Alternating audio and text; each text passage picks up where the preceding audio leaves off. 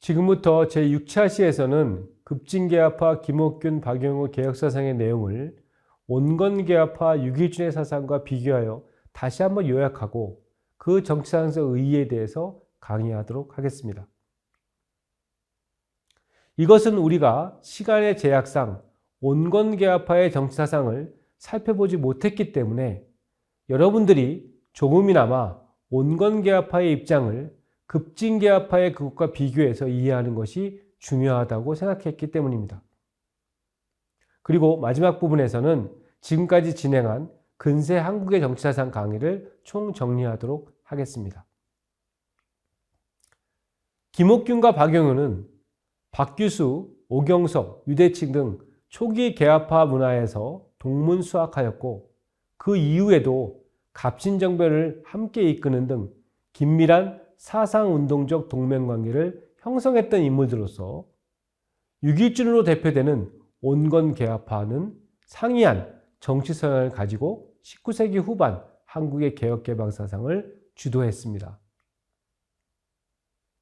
그러나 서로 다른 정치적 입장에도 불구하고 유길준과 김옥균, 박용호 등을 개화사상가라고 분류하는 것은 이들 사이에 공통된 사상적 특성이 존재하기 때문입니다. 이러한 점에 주목해서 다음에서는 유길준과 김옥균, 박용호 사상의 공통점과 차이점을 몇 가지로 나누어 요약해서 설명하고자 합니다. 첫 번째, 현실관에 있어서 한국의 개화사상가들은 공통적으로 당시를 국가적 존망을 가늠하는 위기의 시대로 인식하고 그러한 위기의 원인이 유학적 차별관과 폐쇄관을 고수하여 시대의 변화에 적응하지 못하고 단지 정치 권력의 유지와 피지배계층에 대한 수탈과 착취를 일삼는 지배계층의 무지와 무능력에 있음을 지적했습니다. 그러나 유길준이 집권 세력과의 정치적 유대관계와 자신의 정치적 입장을 반영하여 현실 군주 및 집권층에 대한 직접적인 비판을 결여하고 오히려 급진개합화의 정치 노선을 강력하게 비난하였던 것에 반하여 김옥균과 박용호는 지배계층은 물론 현실 군주의 무능과 무기력에 대해서도 통렬한 비판을 가했습니다. 양자의 이러한 현실인식에 있어서의 공통점과 차이점이 소위 온건개합화와 급진개합화를 구분하는 기준이 되었던 것으로 보입니다. 두 번째, 현실관에 기초한 정치론 및 정치 목표 역시 개화사상가로서의 공통점과 정치 성향의 차이점을 반영했습니다. 즉, 유길준의 경우에는 명백히 피지배계층의 입장에서 그들의 생존권 및 생활권 보장과 국가적 독립성 유지 및 발전을 요구하는 보국 안민을 지향하면서도 다른 한편으로 군주권 자체의 영속성을 옹호하는 입장을 표명하였던 반면 김옥균과 박용호는 유길준과 동일하게 민중지향적인 보민호국을 견지하면서도 군주권의 존립 근거를 인민의 이익을 대변하는 하나의 직분으로 한정하였다는 점에서 보다 혁신적인 정치론 및 정치 목표를 상정하였다고 볼 수 있을 것입니다. 그러나 비록 이처럼 유길준이 군주권을 옹호하려는 정치 목표를 제시했다 하더라도 그것이 유길준을 유학적 차별관을 유지하려는 인물이었다고 평가하는 근거로 보기는 어렵습니다.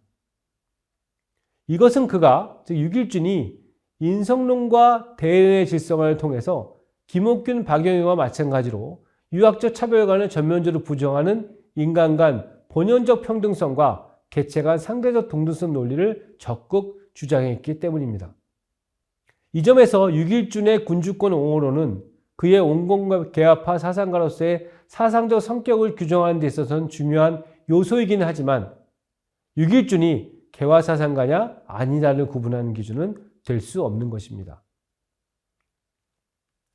세 번째, 정치 목표를 구성하는 인식의 토대로서 온건개합파인 유길준과 급진개합파인 김옥균, 박용호의 인성론과 대내의 질서가는 근본적으로 동일하게 차별관과 전체관을 부정하고 평등관과 개체관을 주장하는 반유학적인 것이었습니다.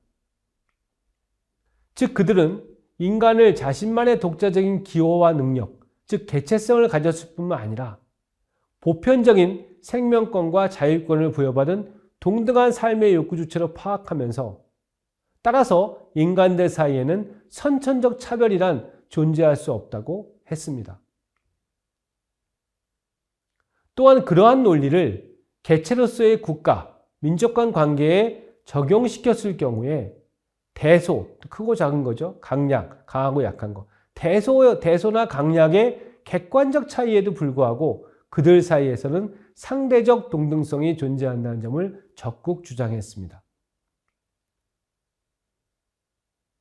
특히 근세 한국의 개화사상가들은 공통적으로 산업공상의 직업상의 차별뿐만 아니라 전통적인 남존여비의 의식구조를 탈피하여 여성의 능력과 인간으로서의 평등한 권리를 인정하는 한편 인간 능력의 개발 가능성에 대한 인식을 전제로 교육을 통한 지식의 확산과 계몽을 강조하기도 했습니다.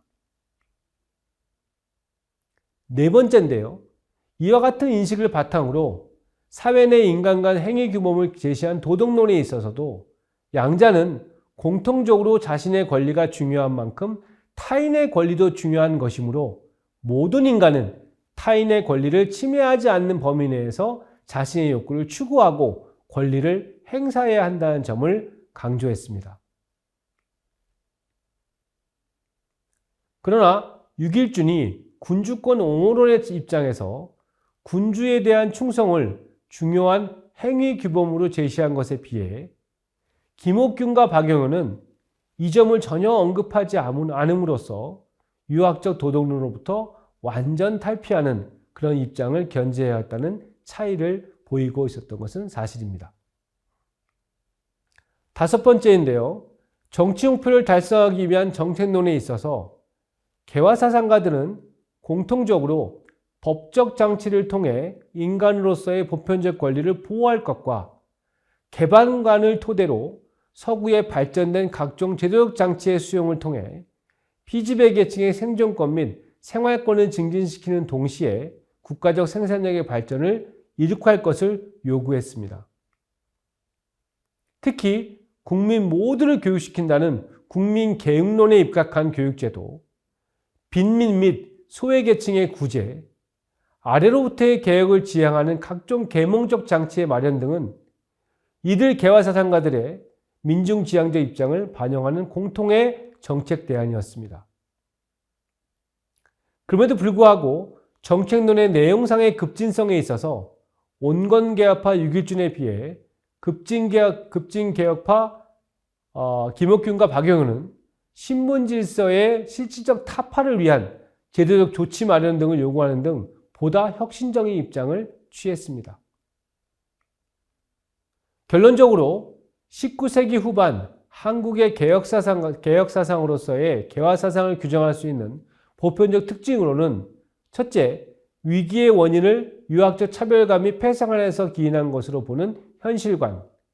둘째, 다수 피지배 계층의 생존권 및 생활권 보호와 국가의 독립성 유지 및 발전을 지향하는 정치 목표. 셋째, 인간을 개체성과 보편적 권리를 가진 동등한 욕구체로 파악하는 인성론. 넷째, 개체로서 인간 간 그리고 국가 간 상대적 기능적 평등성을 주장하는 대내외 질서관. 다섯째, 평등한 권리를 보유한 인간 사이의 상호 존중과 협력을 강조하는 도덕론. 여섯째, 서구 및 일본의 발전된 제도 수용을 통해 피지배 계층의 생존권 및 생활권을 보호하고 국가적 발전을 이룩하기 위한 구체적 방안으로서의 정책론을 포함한 것이라고 볼 수 있을 것입니다. 또 한 가지 여기서 지적할 수 있는 것은 이러한 특성을 지닌 19세기 후반 한국의 개화사상이 주자학적 통치질서관의 도입 이후 그것이 초래한 대내적 위기를 극복하려 했던 반주자학적 개혁사상가들과 이들로부터의 사상적 영향은 물론 서구 문물 및 과학 지식의 유입 이후 보다 확대된 인간 및 세계에 대한 인식을 바탕으로 주자학적 정치 이념 자체에 대한 근본적인 회의와 비판을 가했던 후기 실학파 사상가들의 정치 사상과 그 맥을 같이 하고 있다는 점입니다. 물론 동시에 서구의 시민권 사상이나 개화 사상가들이 자주 언급한 만국공법이 이들의 사상에 큰 영향을 미쳤다는 점은 부인할 수 없을 것입니다. 그러나 그러한 사상을 받아들일 수 있는 인식의 기초는 이미 이전 근세 한국 개혁 사상과 논의 속에 충분히 구현되어 있었다고 할 수 있습니다.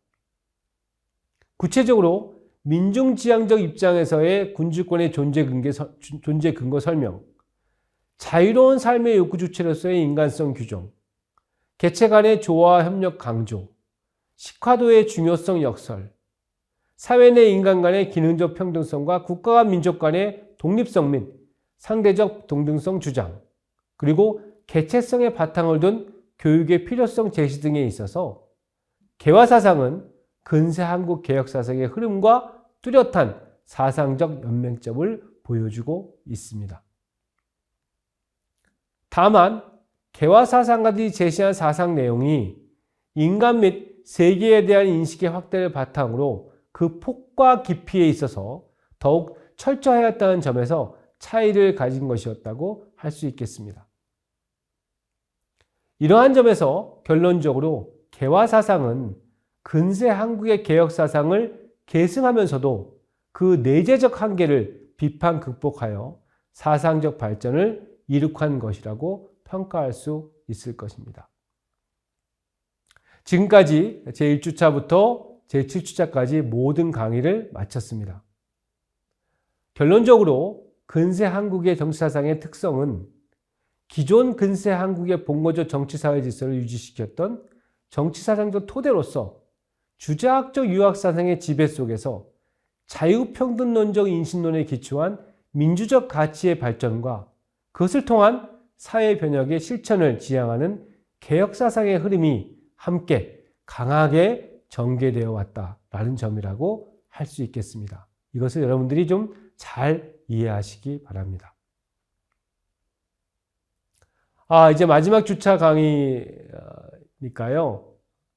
몇 가지 제가 좀 더 말씀드리고 싶은 것을 언급하는 것으로 전체 강의를 마무리하고자 합니다.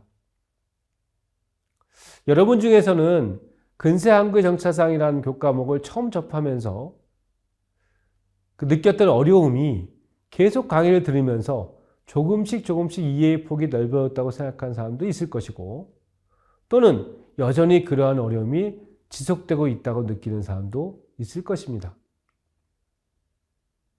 제가 제 1주차 강의에서도 강조했었고, 여러분도 제 강의를 들으면서 생각했을 것이라고 판단됩니다만, 이 근세 한국의 정치사상 교과목은 근세 한국, 즉 시공간적으로 조선조 전체 기간의 정치, 경제, 사회구조와 현상에 대한 이해가 있어야 함은 물론 그러한 구조와 현상의 토대가 되었던 사상 또는 이념의 내용, 그리고 그러한 사상 또는 이념이 지향했던 목표와 그것의 실천 방법론 등에 대한 다양한 지식이 동반되어야 효율적인 공부가 가능한 매우 폭넓은 학습 범위를 가진 교과목입니다. 이 점을 제가 너무나 잘 알기 때문에 여러분이 본 교과목을 수강할 때 더 큰 노력이 필요했을 것이라는 사실을 충분히 이해하고 있습니다.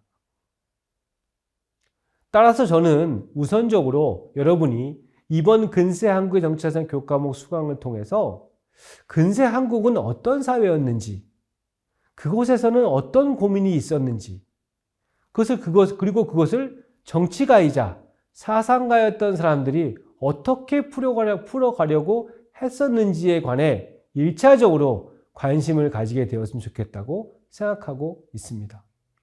이와 함께 오늘을 살고 내일을 준비해야 하는 우리들에게 근세 한국의 정치사상과의 논의가 어떤 의미를 줄 수 있는지에 대해서도 함께 생각해 볼 수 있기를 기대합니다. 영국의 역사학자 E.H. 칸은 다음과 같이 얘기했습니다. 역사란 과거와 현재와의 끊임없는 대화라고 했습니다.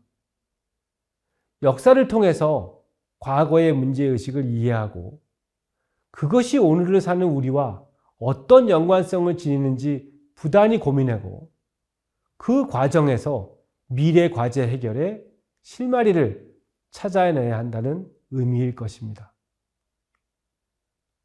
결국 이 점이 근세 한국의 정치사상 교과목의 핵심이라는 점을 여러분들이 잘 이해해서 제7주차까지의 강의 내용을 반복해서 집중해서 공부하면 큰 성과가 있을 것으로 판단됩니다. 다시 한번 여러분의 지속적인 노력을 기대하며 여러분 모두에게 늘 행복한 일만 있기를 기원합니다. 감사합니다.